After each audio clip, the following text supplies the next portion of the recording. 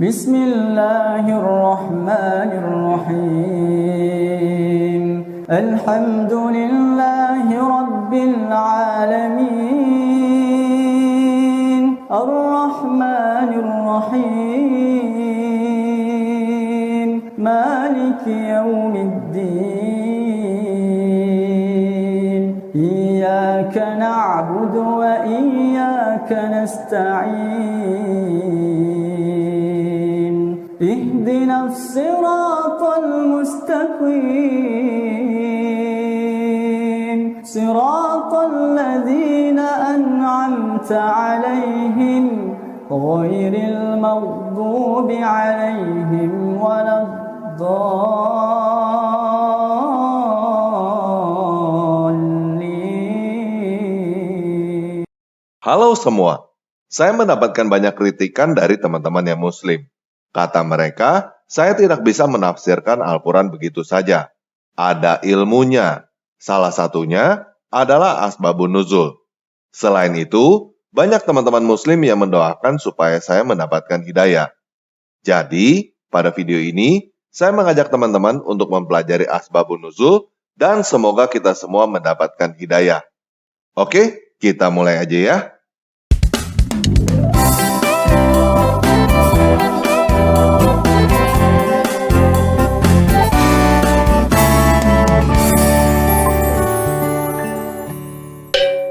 Nah, apa itu asbabun nuzul?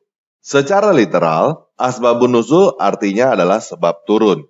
Di dalam Islam, asbabun nuzul adalah ilmu yang membahas tentang penyebab turunnya ayat-ayat Al-Quran.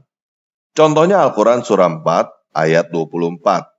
Dan dalam kurung, diharamkan juga kamu menikahi perempuan yang bersuami, kecuali hamba sahaya perempuan, dalam kurung tawanan perang yang kamu miliki sebagai ketetapan Allah atas kamu.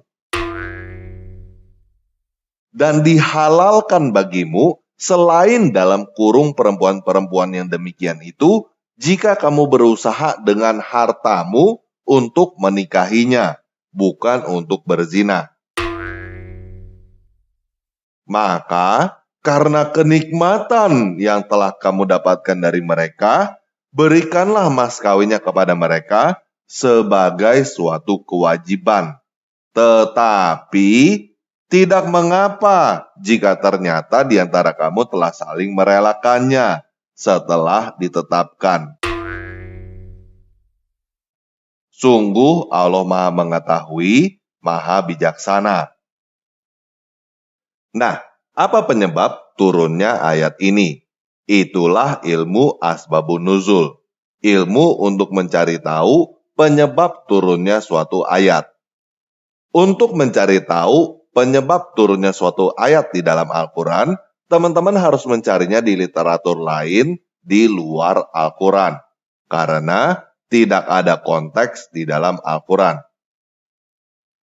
Ayat-ayat di dalam Al-Quran seringkali acak-acakan, loncat dari satu topik ke topik yang lain tanpa penyebab yang jelas. Tidak ada kronologi, tidak ada konteks. Artinya, Al-Quran tidak jelas. Al-Quran tidak bisa menjelaskan dirinya sendiri. Al-Quran butuh dibantu oleh buku lain supaya menjadi jelas. Contohnya, untuk mencari tahu penyebab turunnya Al-Quran surah 4 ayat 24, kita harus buang waktu dan tenaga untuk mencarinya di dalam berbagai hadis. Hasil yang saya dapatkan, penyebab turunnya Al-Quran surah 4 ayat 24 terdapat di dalam hadis Muslim 2643, hadis Abu Daud 1841, hadis Tirmizi 1051, dan 2943. Nah, saya tidak akan membacakan bagian telah menceritakan kepada kami dari siapa-siapa-siapa. Saya juga tidak akan membacakan semuanya karena isinya kurang lebih sama. Saya hanya akan mengutip inti ceritanya supaya teman-teman paham.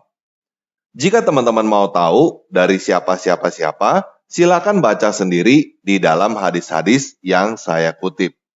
Oke? Pada saat perang Hunain, Rasulullah Shallallahu Alaihi Wasallam mengirim ekspedisi ke wilayah Autas. Kemudian mereka bertemu dengan musuh dan terjadilah pertempuran. Akhirnya mereka dapat mengalahkan musuh dan berhasil menawan musuh. Di antaranya adalah tawanan wanita. Seakan-akan para sahabat Rasulullah Shallallahu Alaihi Wasallam keberatan menggauli mereka karena mereka memiliki suami-suami yang masih musyrik. Maka Allah menurunkan ayat mengenai hal itu. Dan diharamkan bagimu mengawini wanita-wanita yang bersuami, kecuali budak-budak yang kalian miliki. Dalam kurung, Allah telah menetapkan hukum itu sebagai ketetapannya atas kamu. Dalam kurung, An-Nisa ayat 24. Maksudnya, mereka halal bagimu setelah idah mereka habis. Tetapi, menurut Yazid bin Zurai, Rasulullah Shallallahu Alaihi Wasallam tidak menyebutkan jika telah usai masa idah mereka. Abu Sa'id Al-Khudri berkata, kami mendapatkan rampasan berupa wanita pada perang Autas. Mereka memiliki suami yang masih pada kaumnya. Hal itu disampaikan kepada Rasulullah Shallallahu Alaihi Wasallam. Turunlah ayat, dan dalam kurung diharamkan juga kamu mengawini wanita yang bersuami, kecuali budak-budak yang kamu miliki. Maksudnya, budak-budak yang dimiliki yang suaminya tidak ikut tertawan bersama-samanya. Abu Sa'id Al-Khudri berkata, kami menggauli tawanan-tawanan wanita saat perang Autas, sementara mereka memiliki suami-suami yang ada di kaum mereka. Mereka menyebut hal itu kepada Rasulullah Shallallahu Alaihi Wasallam, kemudian turun ayat.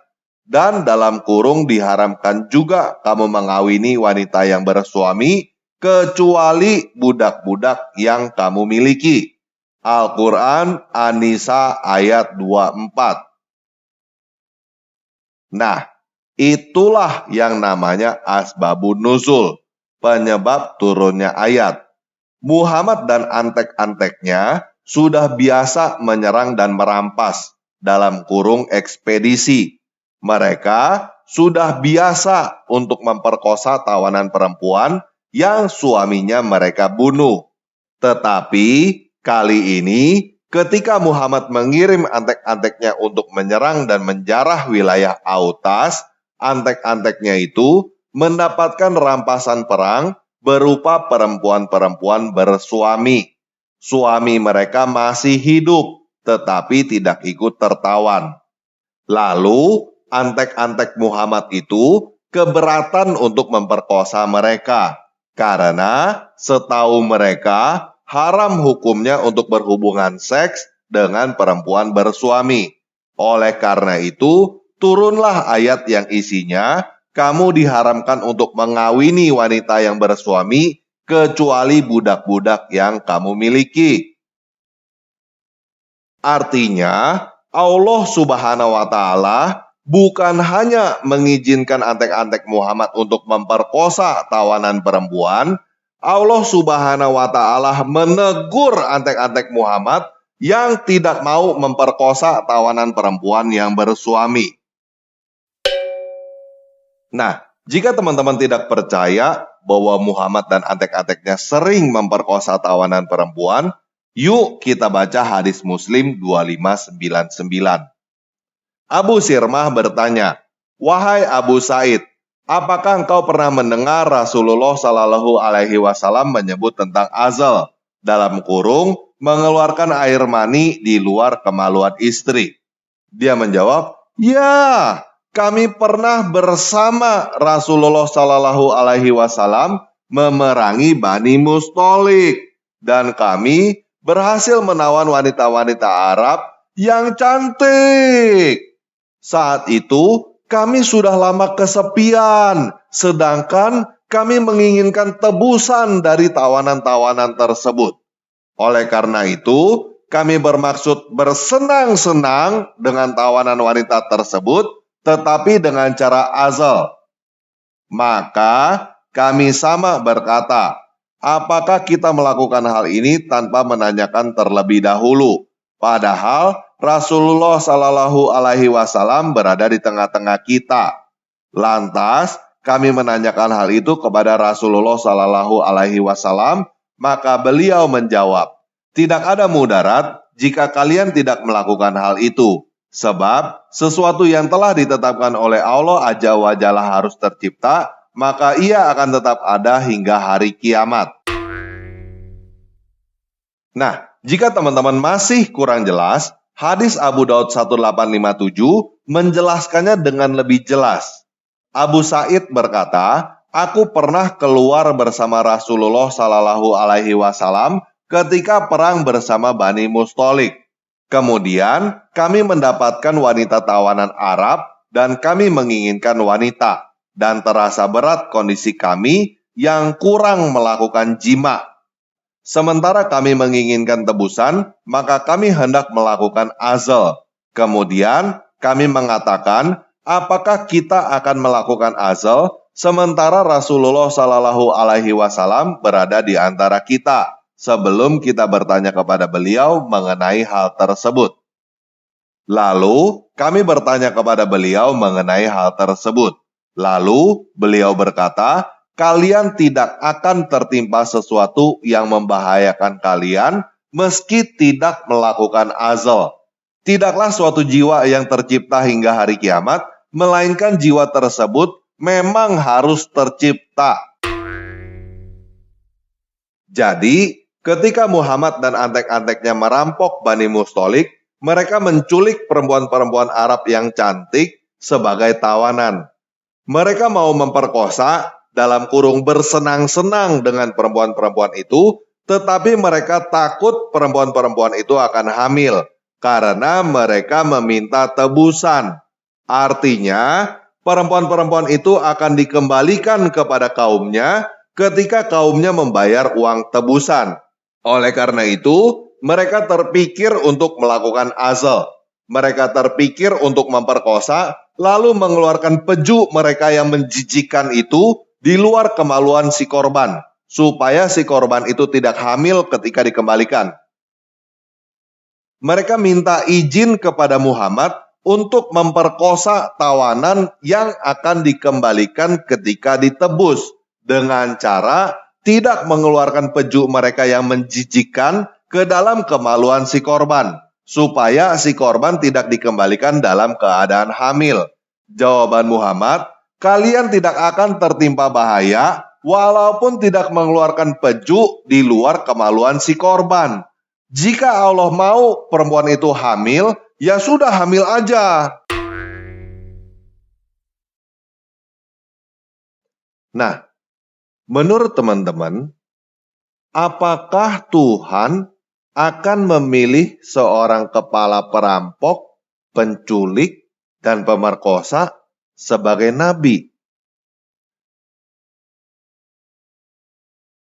Menurut kamu, apakah seseorang yang menjadi otak atas penyerangan, perampokan, penculikan, dan pemerkosaan adalah seseorang yang berakhlak mulia?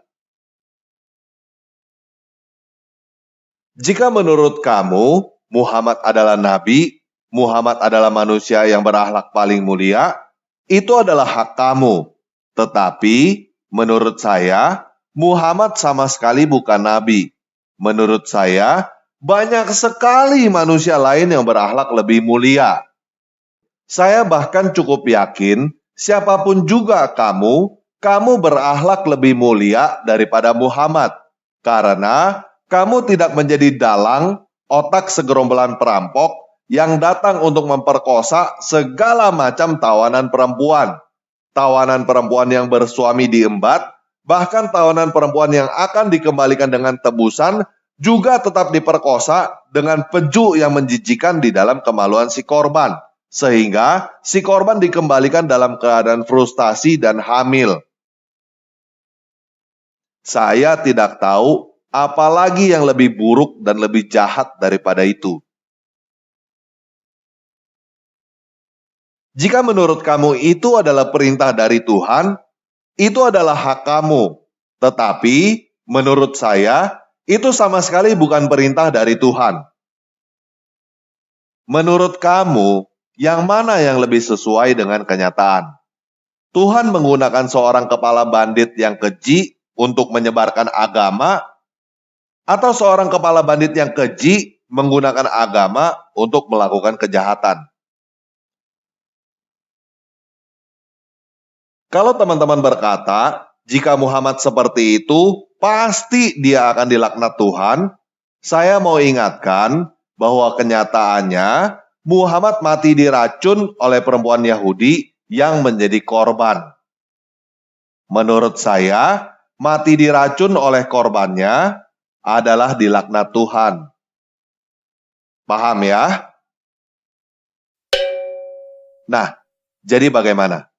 Apakah kamu mau tetap percaya buta bahwa Muhammad adalah manusia yang berakhlak paling mulia?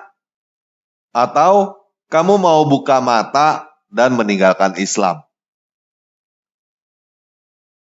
Silakan pilih sekarang sebelum terlambat.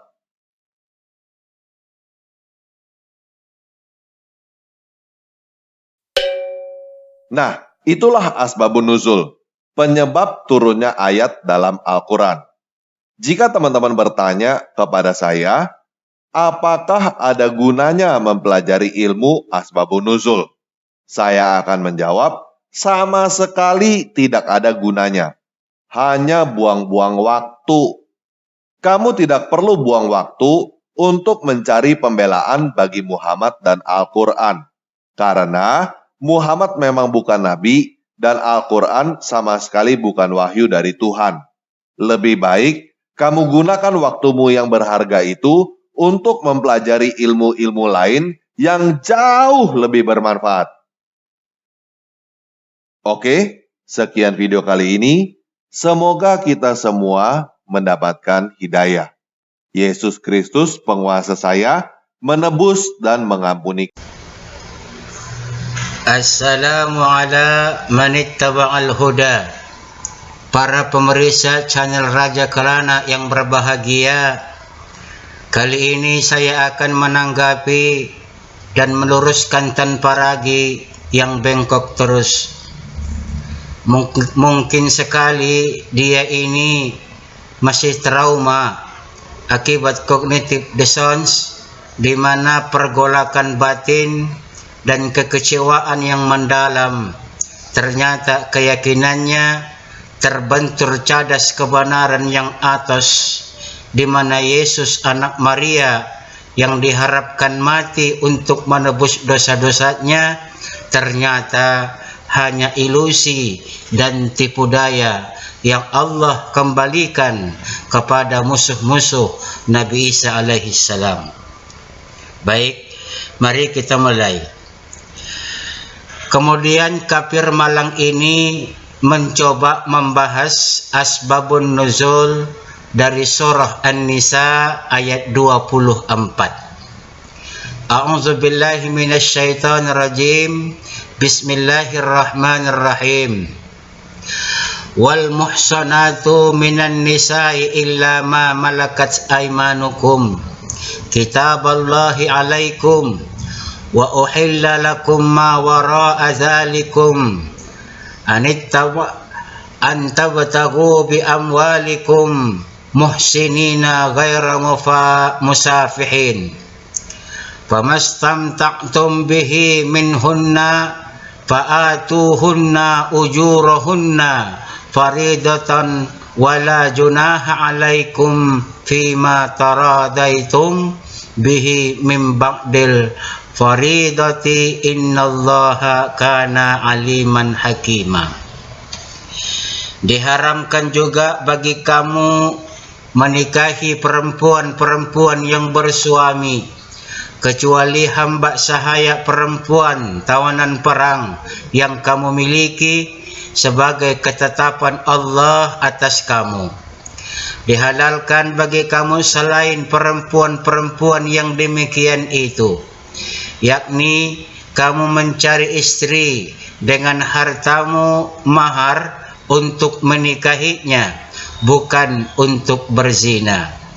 Karena kenikmatan yang telah kamu dapatkan dari mereka, berikanlah kepada mereka mas kawinnya sebagai suatu kewajiban. Tidak ada dosa bagi kamu mengenai sesuatu yang saling kamu relakan sesudah menentukan kewajiban itu. Sesungguhnya Allah adalah Maha mengetahui lagi Maha bijaksana.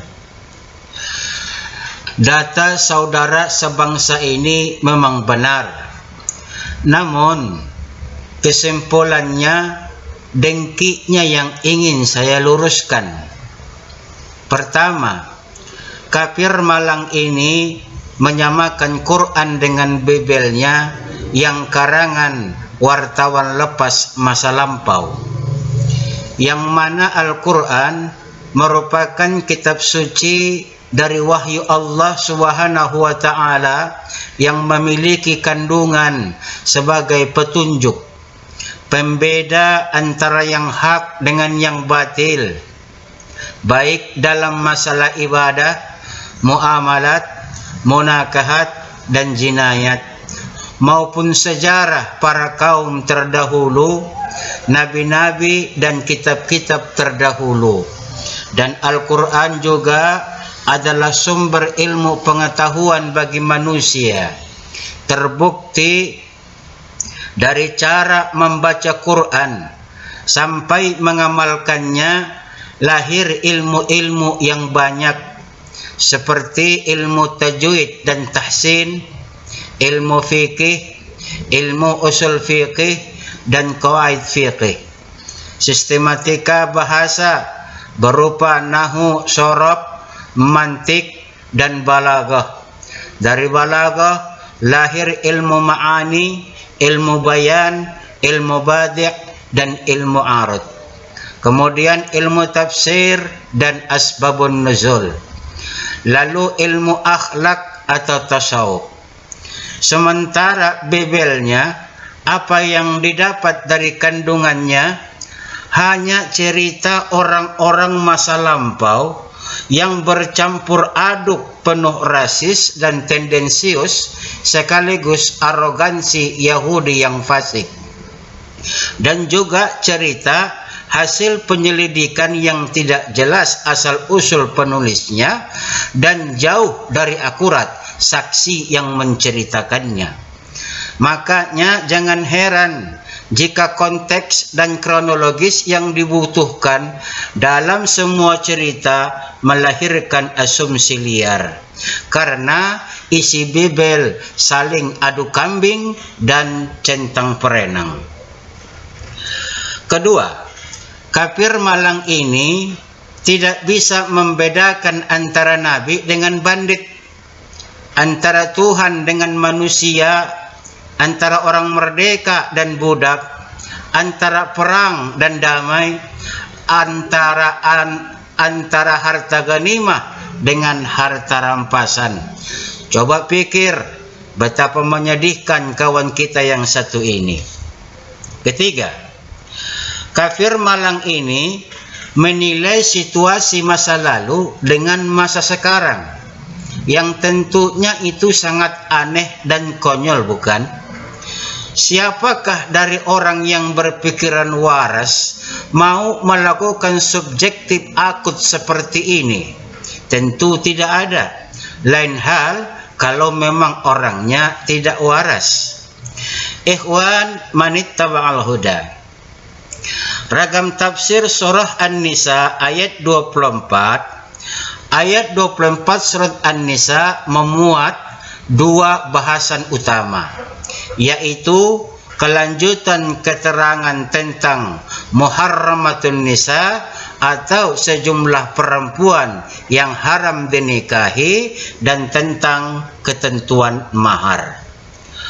Bahasan pertama tentang muharramatun nisa atau sejumlah perempuan yang haram dinikahi. Ayat 24 surah An-Nisa menjelaskan keharaman menikahi perempuan yang masih menjadi istri orang lain, kecuali dalam konteks dahulu saat masih berlakunya perbudakan akibat peperangan. Allah berfirman, wal muhsanatu minan nisa'i illa ma malakat aymanukum kitaballahi alaikum. Artinya, dan diharamkan bagi kalian menikahi para perempuan sedang mempunyai suami, kecuali menyetubuhi para budak perempuan yang kalian miliki sebagai ketetapan Allah atas kamu. Lalu bahasan yang kedua tentang ketentuan mahar. Allah berfirman, "Famastamta'tum bihi minhunna fa'atuhunna ujurahunna faridata wala junaha 'alaikum fima taradaitum bihi min ba'dil faridah innallaha kana aliman hakima." Lalu orang yang kalian setubuhi dari para perempuan yang halal dinikahi itu, maka bayarlah maharnya sebagai kefarduan. Dan tidak ada dosa bagi kalian dalam mahar yang kalian saling rela dengannya setelah membayar kadar mahar yang diwajibkan.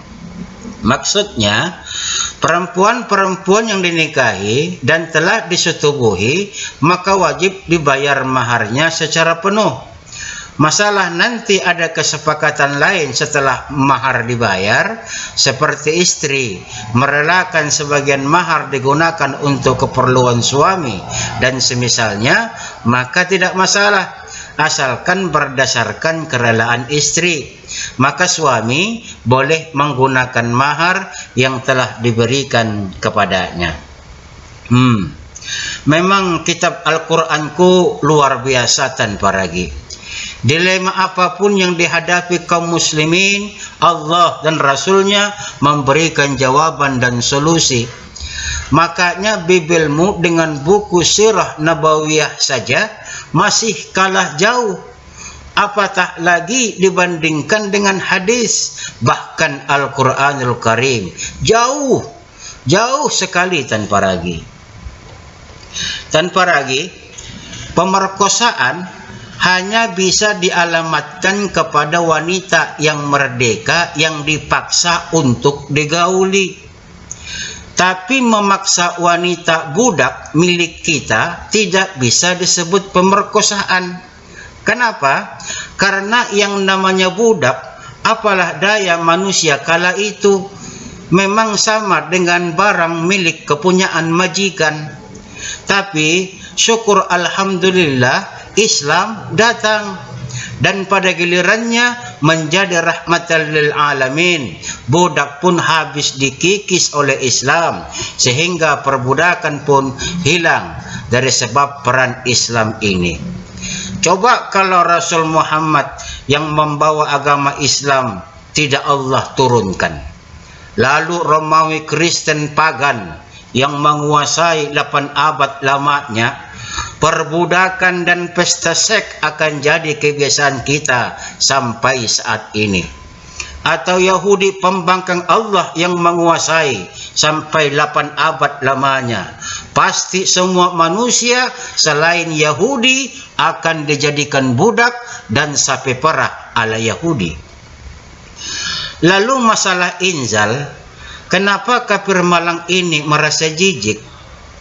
Walhal apa bedanya dengan kondom yang ia harus tarik dari kemaluannya setelah dia ejakulasi?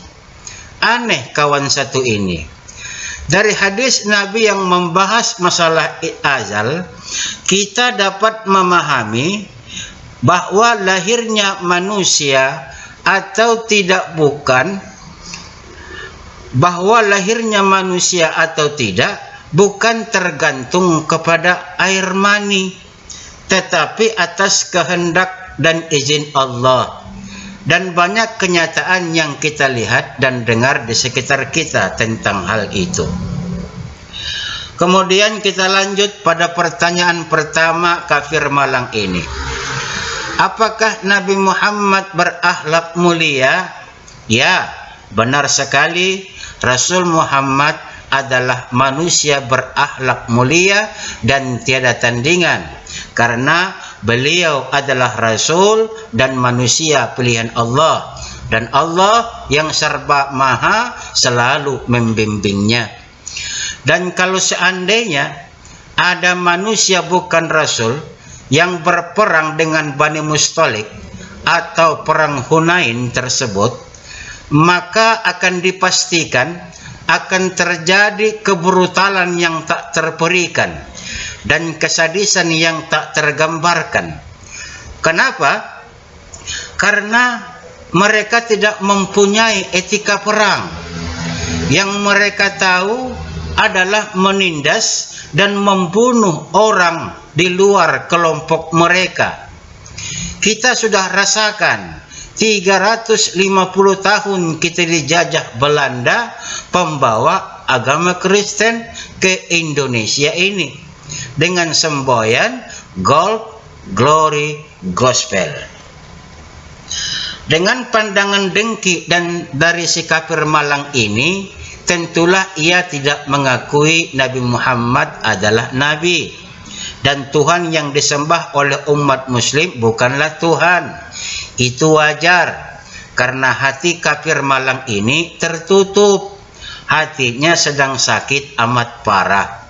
Tapi yang jelas, Allah Subhanahu wa ta'ala yang paling tahu apa akhir dari kafir malang ini. Kemudian kafir malang ini mengajukan dua pernyataan yang sesuai dari hasil penjabarannya tentang asbabun nuzul surah An-Nisa ayat 24. Maka jawaban saya, dua pernyataan itu sangat salah, karena penjabaran dan kesimpulan sangat salah yang datang dari seorang pendengki dan dangkal pemahaman. Dan karena kedengkian akibat dari cognitive dissonance, artinya kafir malang ini sedang dilaknat Allah Subhanahu wa ta'ala. Lalu kafir malang ini membawa-bawa racun dari Khaybar dan menghubungkannya dengan laknat. Anda salah lagi tanpa ragi.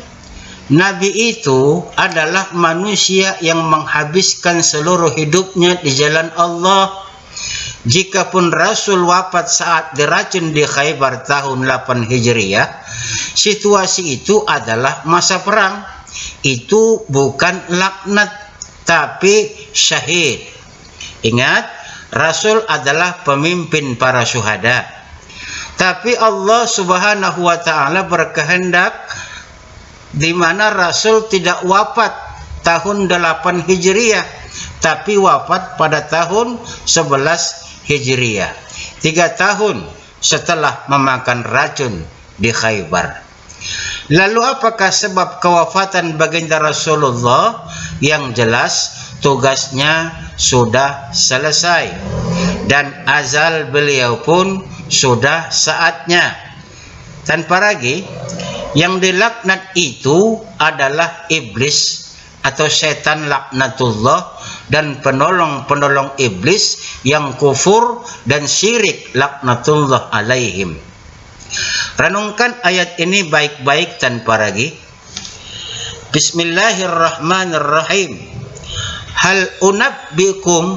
Hal unabbiukum ala man tanazzalus syayatin. Tanazzalu ala kulli affakin asim.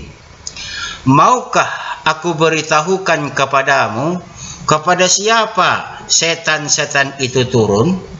Mereka setan-setan turun kepada setiap pendusta lagi banyak berdosa. Jadi Bagaimana tanpa ragu dan semua Kristen dimanapun kalian berada?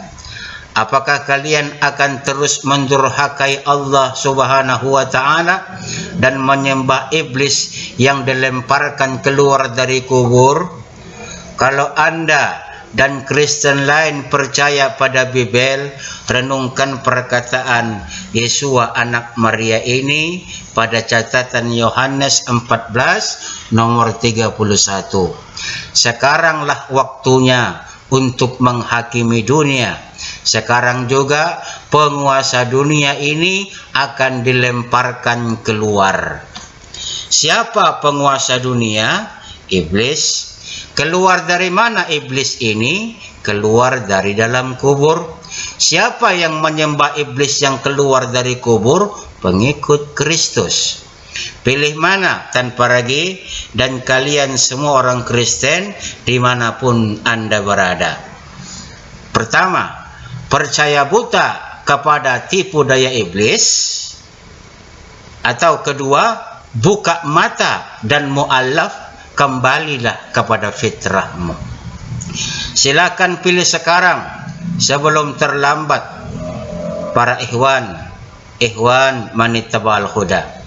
Azal sesuatu yang pasti, tapi kapan tak satu pun dari kita manusia yang tahu. Apakah ada gunanya mempelajari asbabun nuzul? Tentu sangat berguna, karena Anda akan tahu asbab semua permasalahan yang muncul, dan Anda akan merasakan bagaimana bimbingan Allah Subhanahu wa Ta'ala itu turun kepada Rasul Muhammad, dan bagaimana Rasul menguraikan dan memahamkannya kepada umat. Jadi jangan malas tanpa ragu. Sesuatu untuk kehidupan yang baik di akhirat yang kekal lebih utama loh daripada kehidupan yang baik di dunia yang sementara ini. Janganlah tertipu lagi tanpa ragu. Penguasa dunia ini adalah iblis. Kenapa ya? Kok kamu dan orang Kristen mudah sekali ditipu? Apa karena akal tidak berfungsi, atau memang sengaja tidak difungsikan? Baik, sampai di sini para ikhwan manittaba'al huda, tanggapan kepada kafir malang ini semoga menambah wawasan bagi kita semua dan mendapat manfaat tentunya, insya Allah. Assalamu ala manittaba'al huda. اللهم إني أسألك بأني أشهد أنك أنت الله لا إله إلا أنت الأحد الصمد لم يلد ولم يولد ولم يكن له كفوا أحد.